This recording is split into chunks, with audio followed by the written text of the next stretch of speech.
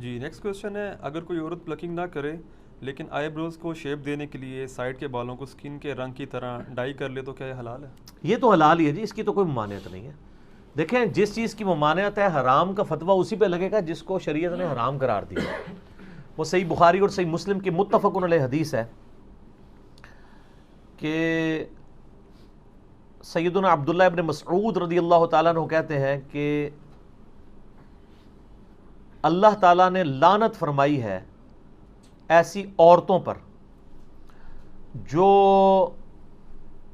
گندواتی ہیں یعنی ٹیٹو بناتی ہیں، یعنی جسم میں کھدائی کرا کے سیاہی ڈال کے نشان بنانا، جس طرح کئی فٹ بالرز نے بنائے ہوتے ہیں اور افریقن لوگوں نے، آپ نے دیکھا ہے نا، انہوں نے ٹیٹو بنائے ہوتے ہیں۔ یہاں پہ بھی لوگ یہاں پہ بنوا لیتے ہیں ٹیٹو اس طریقے سے۔ اور دوسری چیز فرمائی، ان عورتوں پہ لعنت ہے جو چہرے کے بال اکھاڑتی ہیں۔ ظاہر ہے اب چہرے میں ایک ہی بال ہیں جو عورت اکھاڑے گی تو لعنت ہے، اور وہ یہی والے بال ہیں، کیونکہ یہ بال اور یہ بال تو اس کے اگتے نہیں ہیں، اور اگر یہ بال اگ آئیں تو اس میں عورت پہ واجب ہے کہ یہ بال اکھاڑے گی۔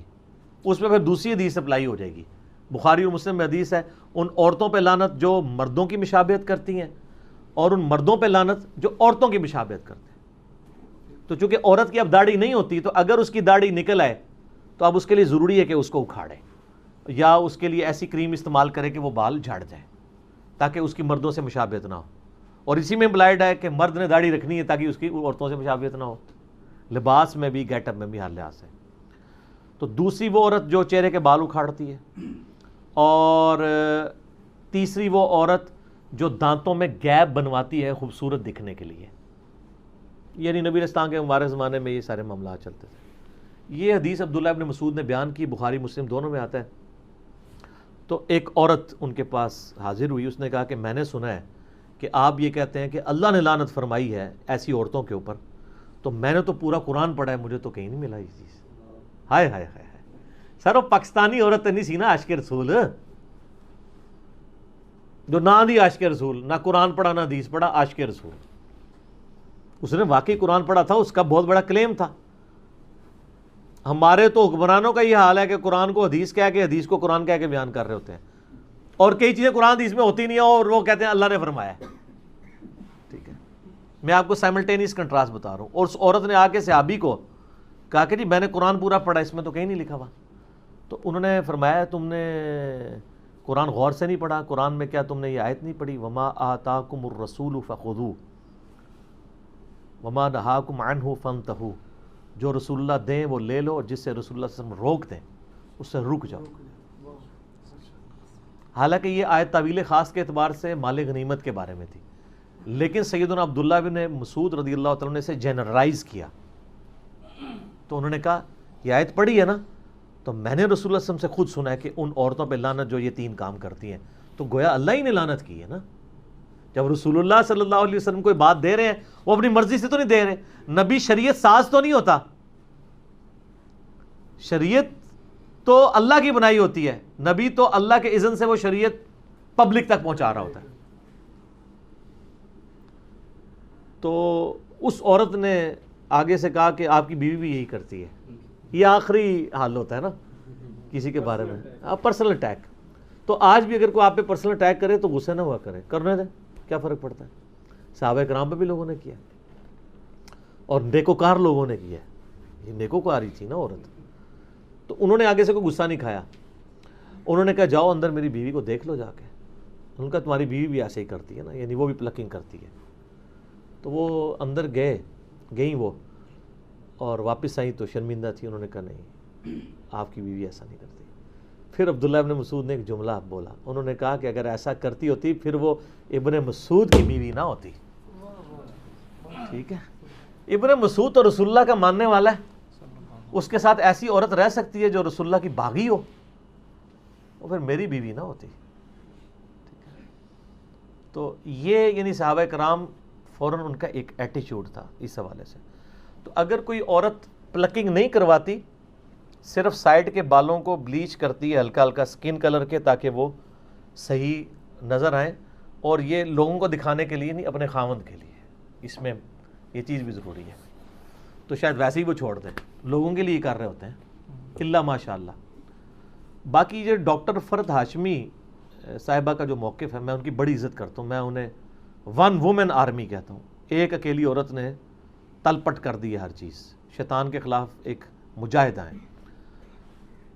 ان کی جو اسٹوڈنٹس ہیں ان میں زیادہ تر یہ ایشو آیا ہوا ہے پلکنگ والا۔ انہوں نے کہیں ایک بات کی کہ اگر کسی کے بہت زیادہ یعنی بھویں چوڑی ہو جائیں تو وہ کر سکتی ہے، کیونکہ وہ نیچر سے ہٹی ہوئی ہیں۔ اصل میں تو اسلام میں تخلیق بگاڑنے کی ممانعت ہے نا، جو اس حدیث میں بھی آیا نا، جو عبداللہ ابن مسعود علی، اس میں یہ بھی الفاظ ہیں کہ یہ تخلیق بگاڑتی ہیں، جو ٹیٹو بنوائیں یا یہ کریں یا یہ اکھاڑیں۔ تو اور قرآن حکیم میں سورہ نساء کی آیت نمبر 119 ہے، وَلَآمُرَنَّهُمْ فَلَيُغَيِّرُنَّ خَلْقَ اللَّهِ۔ شیطان نے کہا تھا کہ اے اللہ میں اولاد آدم کو ابھاروں گا کہ تیری تخلیق کو وہ بدل دیں۔ تو اسلام میں تخلیق بدلنا حرام ہے، اسی کے تحت داڑھی مڈانا حرام ہے نا۔ اللہ نے مرد کی اگائی ہے، عورت کی نہیں اگائی۔ تو البتہ کچھ چیزیں تخلیق بگاڑنے میں ہی فطرت ہے، جیسا کہ زیر ناف بال یا بغلوں کے بال یا ناخنوں کا کاٹنا۔ اب یہ اللہ کی تخلیق کو آپ بگاڑ رہے ہیں، لیکن یہ فطرت ہے، یہاں پہ اس کو بگاڑنا فطرت ہے، ختنہ کروانا بگاڑنا ہے، لیکن وہ فطرت ہے، اس کا حکم علیحدہ سے آ چکا ہے۔ اور بخاری مسلم میں حدیث ہے کہ فطرت میں جو ہے وہ 5 چیزیں داخل ہیں، مونچھوں کا پس کرنا، ناخنوں کا کاٹنا، زیر ناف بال اور بغلوں کے بال جو ہے ان کو اکھاڑنا اور خطرہ کرنا، وہ ایک الگ سے ایک مسئلہ ہے۔ لیکن یہاں پہ جو مسئلہ ہے نا کہ اگر کوئی بلیچ کروا لیتا ہے وہ تو بالکل ٹھیک ہے، اس کو اکھاڑے نا۔ تو وہ میں فرد ہاشمی صاحبہ کا بتا رہا تھا کہ انہوں نے اس طرح کو بات کی کہ بہت چوڑے ہوں تو وہ کاٹ لیں تو خیر ہے۔ اب وہ اس کا نتیجہ یہ نکلا ہے کہ جو ہمیں خبر ہے فزیکلی کہ وہاں پہ ساروں نے ہی سمجھ لیے کہ ہمارے چوڑے ہی ہو گئے ہیں، ورنہ تو ہونا چاہیے آپ گوروں والا ایک طریقہ اڈاپٹ کریں کہ آپ کہیں جی ہم نے 1000 عورتوں کے اوپر فزیکلی یہ پرفارم کیا ایکسپیریمنٹ کہ عورت کے جو بھووں کی آئی بروز کی چوڑائی اتنی اور اتنی موٹائی ہونی چاہیے، تو یہ ہمیں ایک سٹینڈرڈ ملا ہے، اس سے جس کا ہٹے وہ آگے پیچھے کر سکتا ہے۔ ہر کسی کو یہی نظر آ رہا ہے، اور عجیب جو ہے وہ جننیاں بنی ہوئی ہوتی ہیں، ٹھیک ہے نا، خام خواہ۔ اور پھر یہ بھی لوگوں نے دماغ میں ڈال دیا کہ جس نے ایک بار کر دیا ہے تو وہ پتہ نہیں اب دوبارہ نہیں۔ میری وائف تو شادی سے پہلے نہیں کرتی تھی، ایک آدھ دفعہ اس کی سہیلیوں نے زبردستی اس کے ساتھ یہ معاملہ کیا تو شادی کے بعد آج 14 سال ہو گئے، کوئی فرق نہیں پڑتا۔ ایویں خام خواہ یعنی لوگوں کے دماغ میں ڈالا ہوا ہے۔ تو وہ بلیچ کر لیں، اس سے بہتر ہے۔ بلیچ کرنے میں کیا ہوتا ہے کہ صرف وہ کلر چینج ہوتا ہے سکن والا، بال ادھر ہی موجود ہوتے ہیں لیکن دیکھنے میں نظر نہیں آ رہے ہوتے۔ تو یہ بھی یعنی ایک آئی بروز کو شیپ دینے کا ایک طریقہ ہے، لیکن یہ جائز طریقہ ہے کیونکہ اس میں آپ بال اکھاڑ کوئی نہیں دیں۔ تو لہٰذا شریعت کا جو فتویٰ ہے نا وہ اس سے اٹھ جائے گا۔ فتویٰ لگانے کے لیے من وان ویسی چیز ہونا ضروری ہے۔ اور یہاں پہ میں ایک ضمناً ایک بات بتا دوں، صحیح بخاری اور صحیح مسلم میں حدیث ہے کہ نبی صلی اللہ علیہ وآلہ وسلم نے بالوں کی جو چٹیا ہے نا، یعنی اس میں پرانگدہ، بالوں کا پرانگدہ کرنے سے بھی منع فرمایا ہے۔ یعنی کوئی عورت بالوں کا پرانگدہ نہیں کر سکتی۔ جو چٹیاں بناتے ہیں نا تو عموماً ہماری عورتیں تو جو بوڑھی عورتیں ہیں وہ استعمال کرتی ہیں، یعنی انہوں نے وہ اون کا یا وہ دھاگے کی بنی ہوئی ایک چٹیا ہے وہ ساتھ جوڑ لیتے ہیں، وہ تو بالکل جائز ہے۔ لیکن عورت کے بالوں میں عورت دوسری عورت کے بالوں کا کرنا یہ حرام ہے۔ یہ چونکہ اکثر لوگ مسئلہ پوچھتے ہیں تو میں ضمناً بتا دیا کہ جس پرانگدے کی ممانعت آئی ہے احادیث میں وہ بالوں کا ہے۔ بلکہ صحیح مسلم حدیث ہے کہ حضرت معاویہ رضی اللہ تعالیٰ عنہ جب شام سے مدینہ شریف آئے تو انہوں نے ایک خطبہ دیا، اس میں انہوں نے ایک بہت بڑی چٹیا اپنے ہاتھ میں اٹھائی تھی۔ انہوں نے کہا کہ لوگوں تمہارے علماء کدھر چلے گئے ہیں؟ کیا رسول اللہ صلی اللہ علیہ وسلم نے ان چیزوں سے منع نہیں کیا تھا؟ اور میں دیکھ رہا ہوں کہ تم لوگ یہاں پہ مدینہ شریف کے اندر یعنی باقاعدہ اس کو یعنی یوز کیا جا رہا ہے۔